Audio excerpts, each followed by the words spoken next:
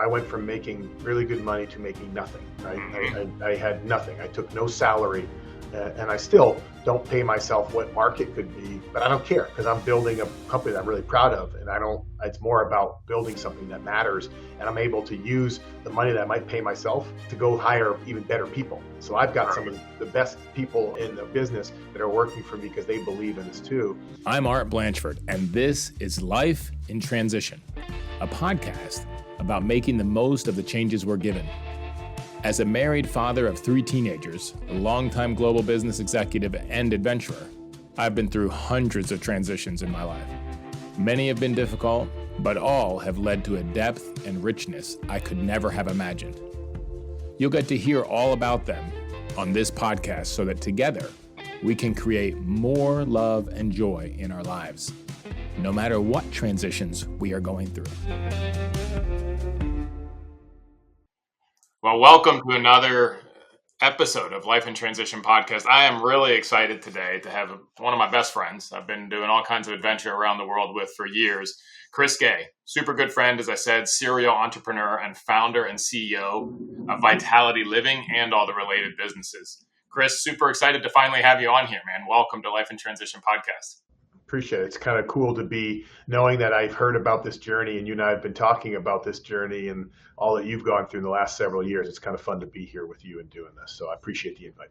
Yeah, absolutely. No, it has been good. I mean, we've been, Chris and I are running and adventure buddies and family buddies and do a lot of, what do you want to call it, Chris? Co-coaching or co-therapy? I'd say it's more like, I'd say co-therapy. I'd say it's co-therapy and some, accountability, co-accountability too, right? Yeah, but really a pleasure to bring you into the forefront of this project that you've been hearing about for a long time. Yep. So jumping right in, Chris, what is one of the most significant or meaningful or transformative transition that you've been through in your life? Yeah. And so I appreciate, what I value about you. You know a lot of my story, but it was even when we were prepping for this, I think there was some things that I brought up that I don't think you had heard about. And so I think we all have probably several transitions in life, right? But it's what's the one that you feel really moved you the most, or what's the one that really got you to change? Because I think sometimes transitions don't always make us change like we think we should. And so the one that for me, it was what got me where I am today was essentially when I had worked for a company for about 15 years, publicly traded company on the West Coast called Emeritus Senior Living. Very loyal to that company. You and I have talked about that. We share that similarity. We're loyal and work through, and was fortunate enough to start in that company as a single site leader and grow to a senior leader with the organization, and was part of the team that was sold that business or merged that business with another provider here in Nashville, Tennessee. That's what brought me here. I was at that point, I was probably, my youngest was in 8th grade, my twins were in 5th grade. I was in my early 40s. I had a successful career. I was considered a successful leader. And so, but at the time I still had an ego, and I talked about this, right? And the thought of being able to stay in a senior executive position and be with a company that was big. We were merging 2 of the largest companies in the industry that we're in to become this super mega company. And I was driven by that. And I didn't probably pay attention, or wasn't in tune enough with how that would impact my family, how that had impacted me. And even some of the signs you and I were talking about that I knew in my gut that I don't know if I was going to be happy. I had my family in a really good place, but my ego said, well, we got to do this. I used probably my own fears of saying, well, I got to make sure I can still pay for college for kids. We got to keep the career going and keep this lifestyle. And so we made the move. Now, I'll fast forward really quick. It's all turned out fine, right? It's actually turned out for the good.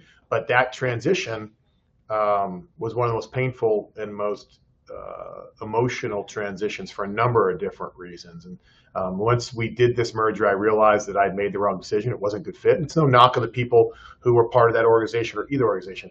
I just realized it wasn't what I wanted to do. And that was pretty immediate. And I realized I wasn't going to be able to make the impact. And then I really started to tune into the impact it was having on my family. I had an 8th grade daughter who literally Like I came home one night, was under her bed because she was so upset, right? Mm-hmm. And I kind of had all these examples. Right after the move, when you moved. Right after the move, right? My wife, who was, not happy because we had moved from a place she was really happy where she was connected. And so all that stacked on top of me, and I really realized, wow, I made a mistake. By that point, I was like, okay, what can I do to get out of this? And I was fortunate that in 16, about 18 months after we made this move, I had a chance to go out on my own. And even that story was a little bit interesting in the transition because the opportunity was given to me by a good equity partner who pretty much kept me whole. So initially, and you and I joked about this, you're like, geez, you got like a silver lining. I got to leave this really bad situation that was bad for me and start a company with this great, I didn't take any personal financial hit. They were really good to me. I had this checkbook to go start building this business. And so the first change in that was when I made that move, I'll never forget, my wife said to me about a week or two after I left the original company and started Vitality, she's like, welcome back. And I'm like, what do you mean? And she said, you're back to you. And it was an interesting piece. And I bring that up because my point in this whole podcast with you is, how do you believe in yourself? How do you see things and go and move forward and not let fear hold you back, whether it's professionally or personally with your family? And so her point to that was I had thought I was covering my stress up really well. I had really thought I was managing this. Like the family didn't see it. Now I know the family was having issues, but I was doing what I was supposed to do. They'll get through it, right? Kids need change. This is what you were telling yourself with the move down here and with the decision to go with the new company after the merger and to be everybody's going to be okay. Businessman.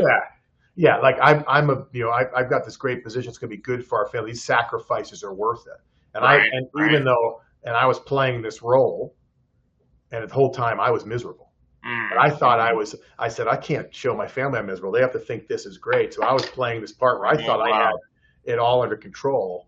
And it was that moment when she said that to me, I just kind of lost. I was like, here I've been living this I've been forcing my family to go through all this negativity. I've been contributing to their negativity because I'm not showing up.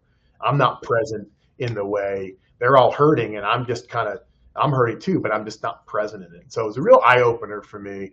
You were lying to yourself in a sense on two fronts. One was about your job and thinking you had to maintain this status and position and go with this new company. And second, you were denying that you didn't, you're trying to make yourself right in a sense. You didn't want to admit to your family even that you were struggling and stressing and second guessing that decision, especially after moving the family from Boston area down to Nashville. Yeah. Spot on. I was not being honest with them. And the one thing your family knows when you're not being transparent. Right. You might be able to get away with it with coworkers and some people and friends, but your family knows, right? And your good friends know. And it really struck me because I realized, man, I had made this decision. Two reasons. One, ego. Right. I had the big position. I remember I tell people, what does that mean to you? I mean, everybody uses that word and it's used a lot, but it's like so many words, there's so many meanings. When you say I made it for ego, what does that mean to you? To me, ego is when you put your personal gains and your personal wants and desires ahead of everything else, right? Nothing else matters, right? You're just because it's what you should. And so to me, and when you say personal gains and desires, it's really sort of status things. Yes, in your mouth, but it's having the position, money, building the monument to yourself, so to speak. Yeah. That's a better way. That's a better way to put it. That's exactly like it's that drive to say, oh, I want to have the president title behind my name because look at me, I'm a president. Right. I want to make this huge salary, right, and this huge income, so I can say, look at me, look how successful I am. And it's that ego of driven, those things driving you at the cost of moving an eighth grader, and going through that, the cost of moving a wife or a husband or a significant other, from a good situation. And it's that fear of, and I use the excuse of, well, we need to maintain a lifestyle. We need to make sure we can pay for college. And I share this with you. It was that what it all boiled down to is I was scared. And I didn't believe in behind all that ego stuff. There was fear. It was lack of confidence. And what was the fear from? What was the fear? What were you scared of? the fear of not looking like I was successful, the fear of not being successful, the fear of not being able to replace some of that. Like, and that's the thing, you know me. And what's the fear behind that fear, Chris? So you're saying, okay, I'm fear of not being successful, fear of not looking successful, but those are sort of esoteric still. What was behind that fear? Like, if you take it one level farther, what do you think you're like? What would that mean to you if you were seen as not successful? What were you afraid that would mean to you? It's a great question, and I tell you, Art, it kind of probably roots in the fact that I've always been the one that's the successful. Right? Everybody think, well, Chris will get it done. Chris will handle it. And I think it was that moment where I was so worried about not being not being able to maintain, and not being able to hold up to that, and almost in a way showing that I've got flaws like everybody else. I still struggle with that, right? I still don't. We all. Yeah, no, for sure. But I mean, but this was your identity, so it was really tapping into your identity, even in your family, the way that probably your family you were talking about, your wife and kids, but also your extended family saw you as sort of the go-to guy and the guy that gets shit done. Yep, and that was what feared me. And the other thing is, I have one of my, your strengths can also be your weaknesses. For sure. And I know about myself through a lot of battle scars. I am loyal to sometimes to a fault, and I get that from my dad is one of the loyalest people I know, and so I know where I get it, right? And there's pros to that, right? Julie and I are going to celebrate 25 years of marriage, and we have a great relationship, right? And congratulations, man! That's only 3.5 times the average. That's great. Yeah, I know. Well, that loyalty has helped me, and she's the same way. She's helped us get through hard times, right? So there's some value in that, for sure, that quality, but that loyalty can also be a real detriment, right? And so part of what drove me to make that decision to transition down here was I was also loyal. I felt like obligated because I'm so loyal. I couldn't let down people, right? So a little bit was my own ego, and a lot of it, another part of it was I didn't want to let anybody down. I felt like I was going to let people down if I didn't show up and come down and take this role and help my team usher in that this was a good, positive thing. So it was a bit of both, I would say. Right. My own ego and then my loyalty and the flawed loyalty. Because looking back at it now, I probably could have helped other people make better decisions for themselves too, had I been more honest with myself. Right? Had I been stand up and said, look, this may not be the right thing, or I might look at this different. Others may have followed suit. Maybe they would have had a better experience. Now, to share all that, then I'm also a firm believer that things happen for a reason, right? And pain, or you make good out of them. Whatever you do, you make good out of it, right? Because the good out of that, and I think this is the second part of this long transition story, is that what I always knew, I always had the itch to be an entrepreneur. One of my biggest frustrations that came for working with big companies is the bureaucracy and the fact that you could influence, even as a senior VP, I could influence and I could definitely push the business, but I never had complete control. I never could wake up in the morning and go, hey, we killed it today because of this, or we screwed up because of me. Right? It was always that piece. And it was always in the back of my mind. I never realized it till now I went through this kind of transition. And, it was interesting. So I have this sweetheart opportunity with this equity group in the West Coast, build this company, go out, this story. But essentially about a year and a half into it, they decided to get out of senior housing altogether. And so I went from having, no pain, right? A nice paycheck, $150 million to invest in whatever I want to do, building beautiful developments. We had developments in Chicago, Nashville, and Boston, these state-of-the-art, beautiful things. All this is going right. Everybody telling me, man, you landed this great sweetheart deal, to being in this place where they said, you can just sit in the sideline for a couple of years and you pay you, or you can do whatever you want. And that was a watershed moment for me, because it was the first time I had gotten enough confidence, and I was really confident in what we were building, that I said, okay, I got to bet on myself now. I got to believe in myself. And that. So Chris, let me pause you there, and I want you to contrast or compare the decision you made to stay with the merger, right? So you said you were ego-driven when you decided to stay with the merger, to the decision that you made and the process. And what was your feeling like when you decided to stay with this company, when all of a sudden you weren't going to get paid, when all of a Yeah. sudden you were going to have to bet your own money, and where all of a sudden you were going to have to bet on yourself, and there was no guarantees, there was no, title on the door or monument to yourself at this point, right? This was, Yeah. the real deal. Like, what you'd said, you had been driven ego before, and that led you through this big transition. What was driving your decisions now in that point when you had to decide? And I can remember talking to you about it, but I think it's important for people to hear. Like, I think everybody, at least I can, and I think all of our listeners can relate to the first one. Like, we make a lot of decisions based on ego and, wanting to build something and wanting to be important.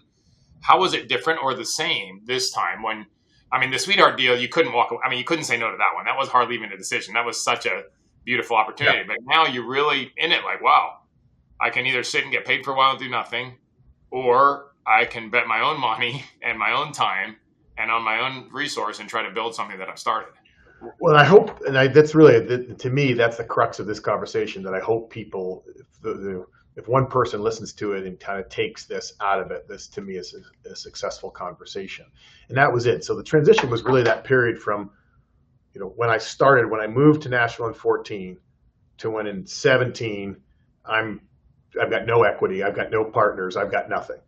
And what the difference was, right? So in 14, I make a decision that's very ego-driven, very personal, based on my loyalty. I go through all that transition, the pain of the impact of what it meant to my family, really reflecting on the impact of what it meant to me. You and I started running together during that time, and I realized I was killing myself. Like, I was going down a bad path where I was going to be the guy at 50 that was having health issues because I was so stressed and so bad, right? I was in that.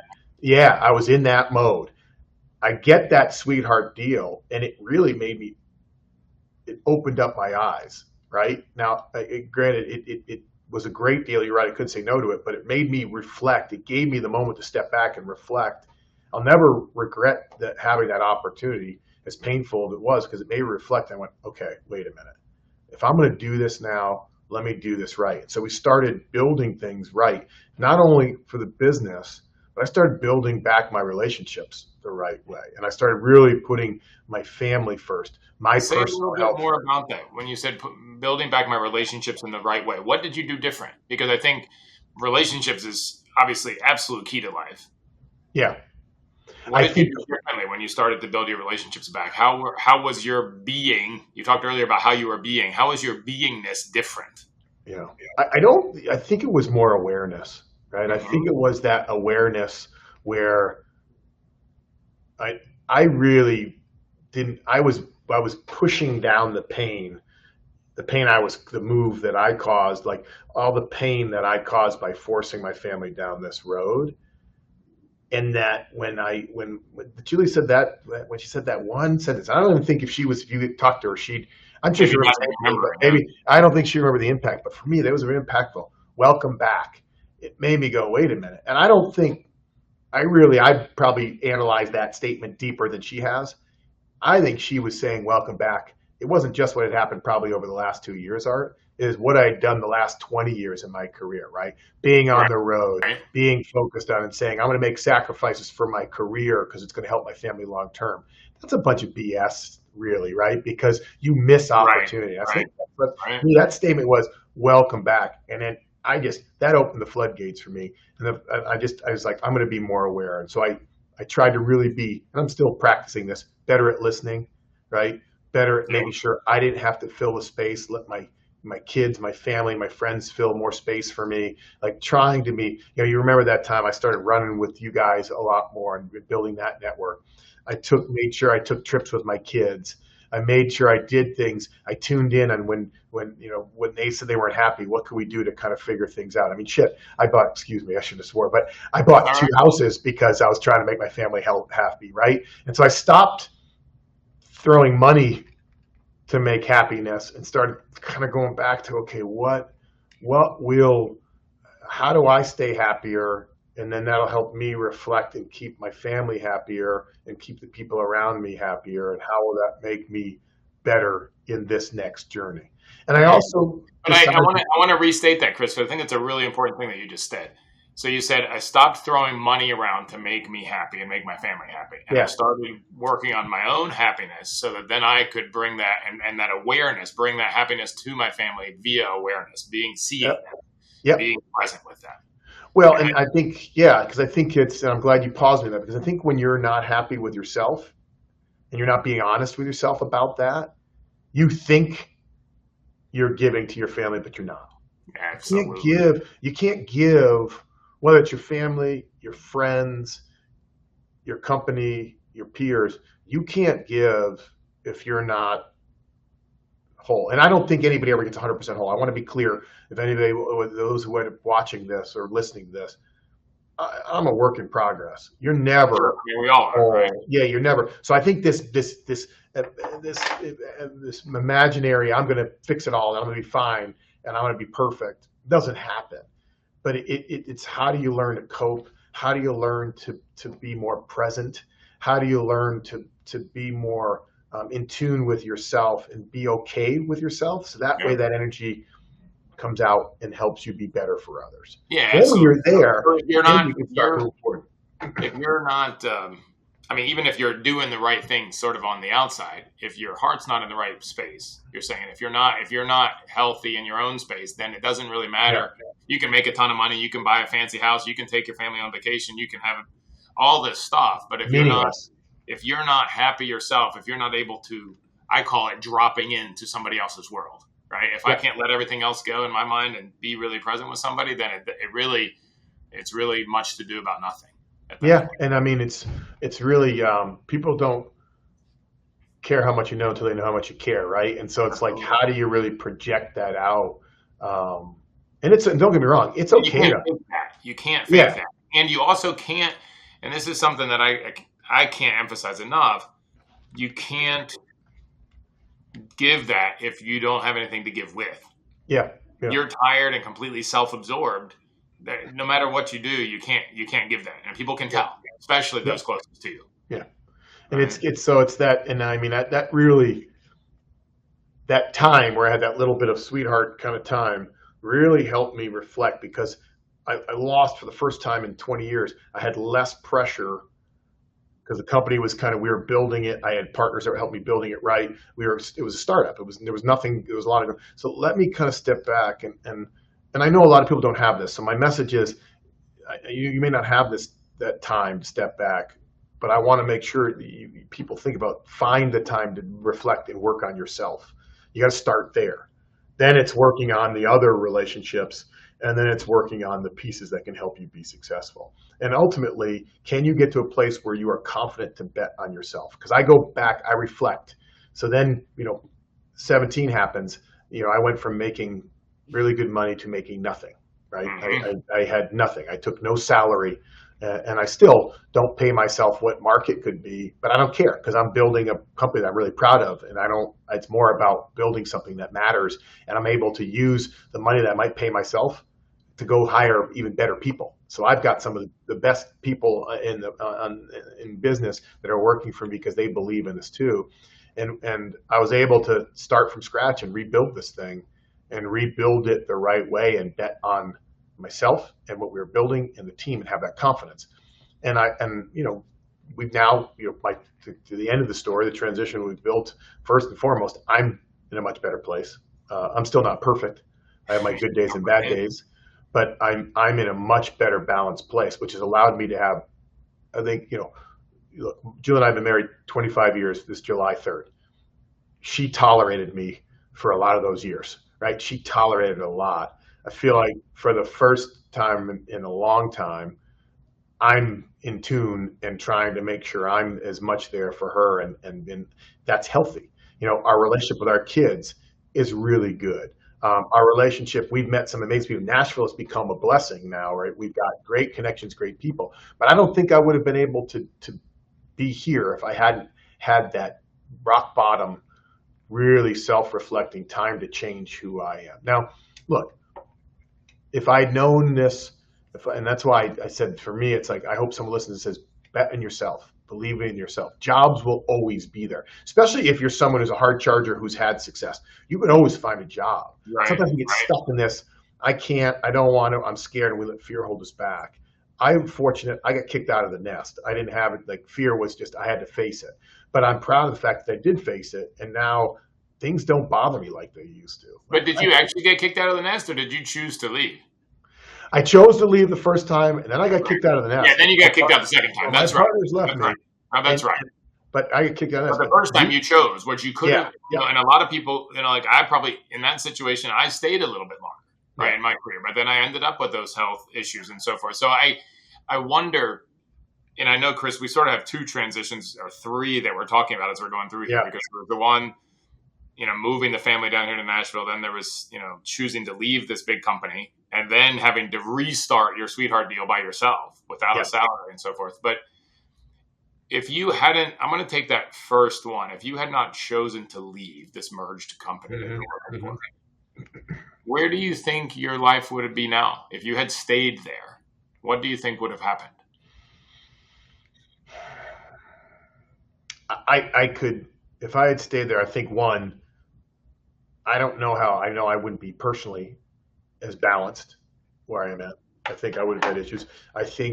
I don't think my relationship would be as strong. I want to believe that Julie and I would have made it through that, but I don't think I would have been able as president. I don't think my relationship with kids would have been as good. But your family relationships would definitely not. I think, and I think from a professional standpoint, I think I would have probably just faded, if that makes sense, right? I almost like where I just kind of would have gotten, probably ended up just taking a job in a much smaller capacity or moving, or what I've unfortunately seen with some of my peers is they had to leave, right? They got to a point where something changed and the company changed and they were forced out, and now they're on a cycle of just, they keep bouncing and they've never been able to find that. So if you had stayed with, once you had lost the passion for it, but a fear had driven you to stay, one, would have damaged your relationships at home a lot. And two, at some point, you would have been less effective at your job anyway. So you either would have been let go or you would have been in the side. Yeah. I think I would have lost my passion, right? And I would have, the passion that I was already under fire because of, just 20 years of being in that big situation. I think and you mentioned before also your health, Chris. How do you think it would have affected on your health if you had stayed in that position? I have to think negatively, because I don't know if I would have, the stress gets you. Like, I think people, health is such a fickle thing, right? And everybody has different views and opinions on it. But you can't deny stress can be one of the biggest. Stress is as damaging as eating cheeseburgers every day for the rest of your life, right? As damaging as never moving and sitting on the couch. And so I think the stress would have really got me, Art. I think it would have really diminished me and definitely would have affected me. I want to believe that I would have found my path. Yeah, at some point, you probably would have made another change, but right? It would have been negative. And I definitely think it would have had a negative impact on my own personal health, I think my personal relationships, and my business, right? And my business acumen and where I am. Because to your point now, I've gone the complete opposite, where we built 2 or 3 companies already up to be very successful. We're building a couple more. And so the beauty of this is this transition helped me unlock a side of myself that I had never really tapped into, right? That entrepreneur kind of always liking to build things, that visionary driving and going through and helping lead others to believe in themselves too. So it's really a positive, but I think that's the beauty about transitions. No transition should come without pain. That's worth it, right? No transition that's worth it. You got to have scars, right? You got to learn from your mistakes. I think everybody has this mindset of you just learn from all your successes and you build on those. I'm the opposite. I built more on my failures, I think, and I know more to come, right? And so it's like, okay, how do I, when something fails, what do we do to kind of pick ourselves up and kind of move forward and keep the balance you need, both for your personal well-being and your relationship well-being, to be effective in whether it's business, whether it's whatever your mind or you're set at doing. Just that balancing in those battle scars, learning from history and learning from mistakes are really important. Well, I think you mentioned earlier too, Chris, about that you need to take some downtime. In order for it to be really a transition, it requires reflection. And honest reflection, it needs to, I mean, there will be a certain amount of grief and anger in honest reflection, because there always will be mistakes. And if you don't see those, then you're not going to learn from them.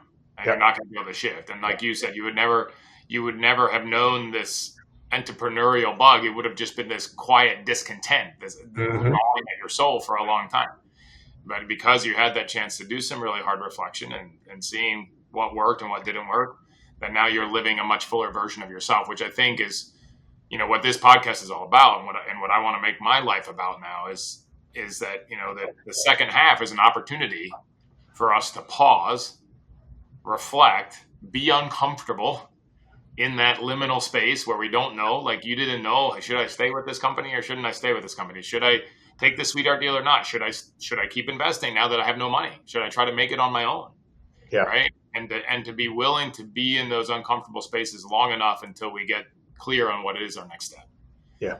And then to live into a fuller version of ourselves in the second half. Yeah, and I agree with you. I want to add, there's one thing I would counter though on what you said, right? You said second half. I believe there's somebody right now who's earlier in their career, maybe they're in their early 30s, mid 30s. They've had success, but they are already feeling what you and it took us 20 years to get to, right? They're already feeling like they don't fit. They're already seeing something. They're already saying, man, what is this the right move for me? And the message I want to send is, if you've got that bug and you've been successful right now, like, risk is kind of interesting. At every point in life, everybody thinks they can't make a decision because they don't want to. My 22-year-old daughter is worried about changing something because she's worried about income, right? And I reflect and go, you're 22. What's the worst that can happen, right? And so I think, like, if I'm a 30-something, I remember thinking, well, I got kids. I got to make sure I provide for them. I'll go back to what I said earlier. If you're a solid professional, a solid leader, you've got a good track record, you could always find a job. Yeah. I want the 30-something person that that's listening to this, they'd say, hang on, I should have checked my motion sensor. All right. That was serendipitous. I want them to reflect and say, maybe, okay, I'm feeling this already. I should make the move now. Yeah. Right? I totally support that. I totally support that. And I think even I can even use myself as evidence for that. I mean, I quit my company in my late 30s. Yeah. Started my own company and burned it down and lost a lot of money. Yeah. And went back to work making double what I was making when I left. Right? I think that's why your story is great to support that, what I just said, because you might go out and it may not go exactly how you planned. Which is okay. But you'll figure it out. And so I think a little of this is, don't wait. Don't because life is too short. And so I challenge people before they're in the second half to get out there and build on some of this. Because I think about now, had you and I figured this out when we were in our 30s, I mean, don't get us wrong. We both know we've done well. So I'm not saying this. I want to be clear. I want to be honest with that. But I think had we in our 30s, where would we be? Right? Could we have done even more? Could we have accomplished? Oh, for sure. So that's a good point. It's not that you have to wait, and if you haven't done that yet, and you're hitting 50 or 45, 55, take the time. Yeah. Do the that's a great piece. At any point in your life, right? And there may be lots of them. So that comes to my next question, then, really, Chris. Yeah. Do you feel like transitions will ever stop in your life, or what do you feel like is your next big one coming forward? Like if they're going to continue. Well, so the answer to your question, because I want to, you said something, we're talking about like the early part, but you said something about the 55-year-old, the 65-year-old. I never think you're too old. Like, you should never think you're in a position you can't. You can control your destiny. So I expect my life to be transitioning constantly, right? That's what you realize in this, is that it's never static. It's never just even. There's always something going on. You hope more of that upheaval is positive, right? And so, but there's going to be other negative things that happen. It's how you can make sure you don't lose focus and you don't get veered too far off path, whether it's good or bad things that happen. And so, for me, I start to reflect, I'm building these companies to eventually transition them to others. And that's kind of my next transition is, that's what I've kind of, my head goes to is, okay, in the next 5 to 10 years, if we do this right, I should be in a position where I'm shepherding these off, whether it's to leaders that are at the organization now that take them over, or am I, getting out and moving, and what does that look like, right? And so, at 62, if I am fortunate enough to build this business where I can transition out of it, what's the next thing? Because it's not going to be sitting at home or fishing absolutely. all day. I'm not a go golf 7 days a week, right? Right. So I think I'm always thinking about it. I think maybe that's what's changed in my mindset is I'm always kind of presently thinking, okay, how am I growing? How am I changing? What is the next thing that's coming and being prepared for it? Because you need that. I think you need to challenge yourself and you need to work on that so you're prepared.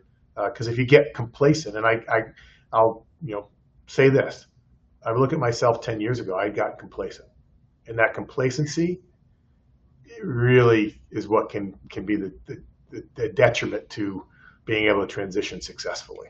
Yeah, and I love that because I think it's we think that we want to work hard so we can be comfortable, so we can be complacent.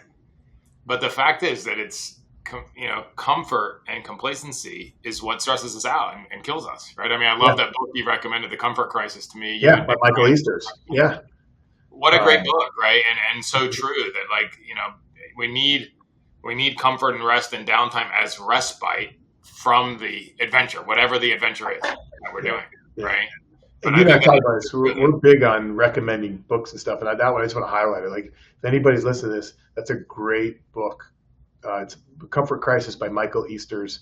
I was turned on to it because I read Outlive, but that book is really good about kind of reminding and just remind us how complacent we've become. And you got to fight that. You got to figure out. So, how you start this, what's your next transition? I don't know, but I'm looking forward to it. Right. And whatever it is, the thing is that the growth that you're doing and the work that you're doing on yourself has you ready for when that comes. And you said earlier that there's, whether what comes is good or bad. And I almost even want to take those labels off of things because it's just life. Even what Michael Easterly talks in that book, I mean, death is coming. We're going to lose people that we love. That's a fact. Businesses are going to grow. Businesses are going to fail. People are going to get injured, right? That's just life. Mm-hmm. And how prepared we are for that depends on whether we bemoan that, whether we add suffering to the pain, or whether we just accept it and go forward. Right? Yeah, we do.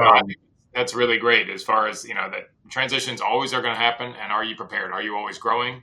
Are you keeping the open mindset and improving and learning, or are you getting complacent and thinking that comfort's going to make you feel better, but it actually makes us feel worse in the end? Yeah, we use. When we train a lot of leaders, we use a very simple. My partner turned me on to this. He was the guy who was the first call I made when I lost all my funding, and he was the first. My partner Chuck Hall. He was the first guy to say, "Hey, I'll invest in you." Like he was the one. He was also the one that says, "Hey, by the way, you can't pay yourself anything because we don't have any money." And so, but it was good. But he's been a great resource for me. But he does a lot of leadership coaching for our team, and we use the drama triangle. And I don't know if you've ever seen the drama triangle, right? But the triangle is, if you're in the bad triangle, you're showing up as a rescuer, a persecutor, or a victim, right? And so the rescuer is trying to always save. You and I have that rescuer mindset. Someone has a problem, we're going to fix it for them. Not always a good place to be. The persecutor is that person that's always telling you you're horrible. This is bad. They're on you. And then that victim it's woe is me. I can't. I'm stuck. And if you think about that, we all fall in those roles quite a bit. Right.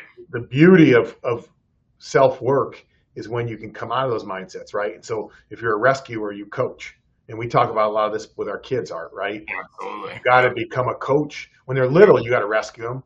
But then when they get older, if you try to rescue them, you're actually holding them back. Yeah, you're doing them a disservice, And they're not going to like you for it either, quite frankly. No. How do you coach? If you're showing up like a persecutor, because I do that sometimes, right? We get judgmental. Show up as a challenger, right? Challenge people instead of persecuting. And I think the one that a lot of folks get stuck in is that victim.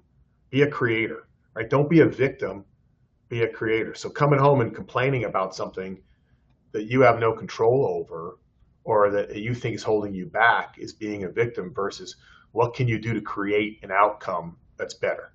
And whatever that is, whether it's with work, whether it's with your personal fitness, whether it's with, your basketball tournament, whatever it is, right? It's you got to be, and I've tried to really use that a lot of my own self because if I'm like, all right, I'm showing up as a rescuer, I can't do that. I'm a coach, right? Or I'm falling into victim mode. How am I going to create something out of this instead of just complaining about it? Right. It could be as simple as starting to ask for what you need instead of just complaining. Yeah. Yeah.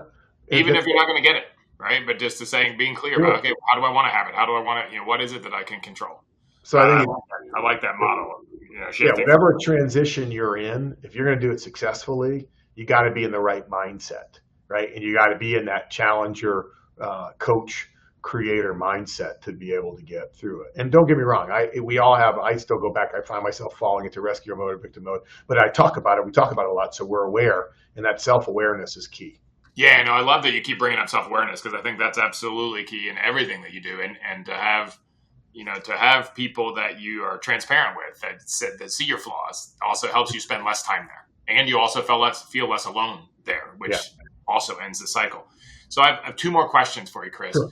The first one is, we've talked about a lot of good stuff, but if you could give one tool to our listeners today that they could apply starting today, and maybe it's what you just started talking about, talking about with the drama triangle, but if you, thinking back over these series of transitions and how your life has developed, what's the one tool that you would give to our listeners today that they can start applying today as they're preparing and going through their transitions that would make the biggest difference?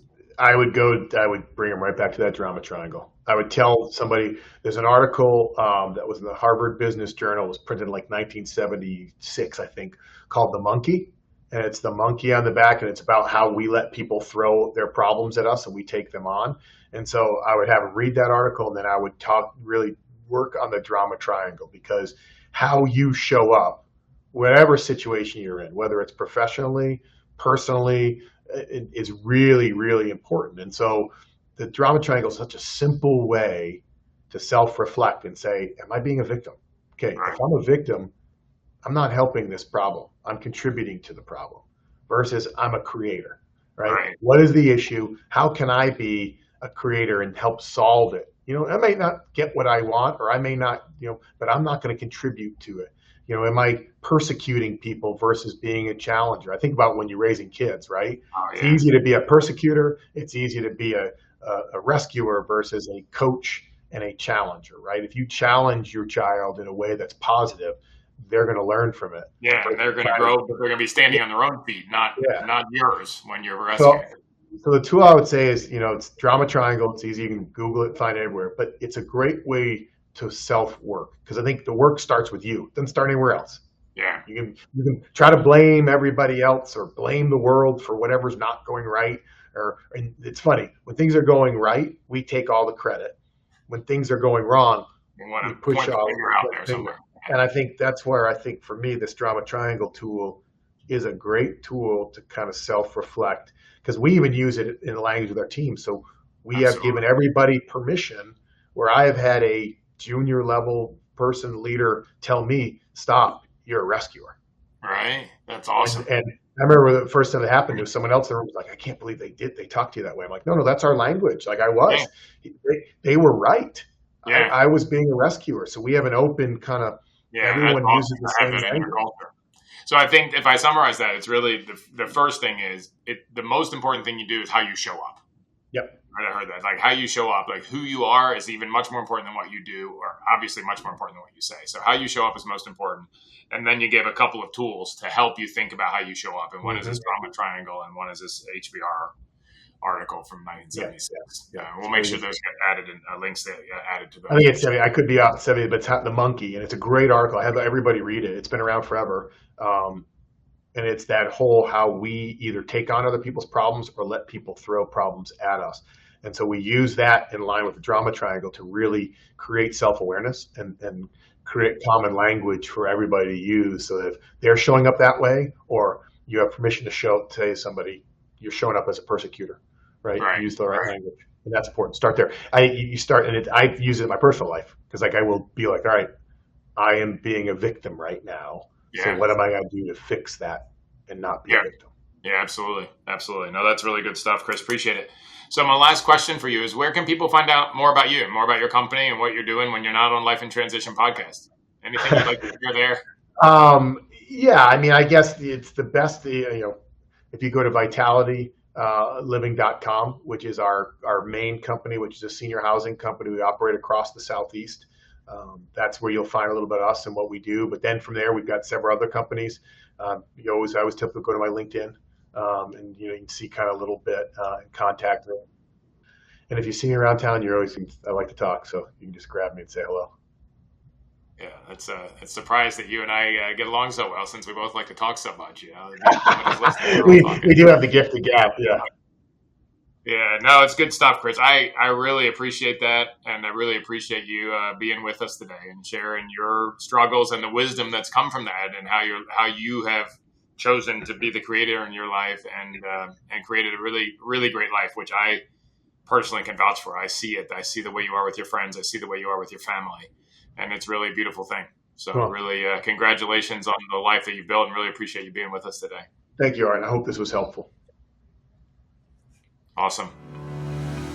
I can't wait to hear what action you are taking. Connect with me on LinkedIn or our website, lifeintransition.online, and let me know. Let a friend know too. It could be a huge encouragement to them and keep you on the track. Thank you so much for joining me today. Make sure you subscribe wherever you listen to podcasts, and it would mean a lot to me if you left a review and shared this episode with a friend. If you want to learn more about me and what I do when I'm not podcasting, please visit me at artblanchford.com. Thank you for listening. Together, let's make the most of life in transition.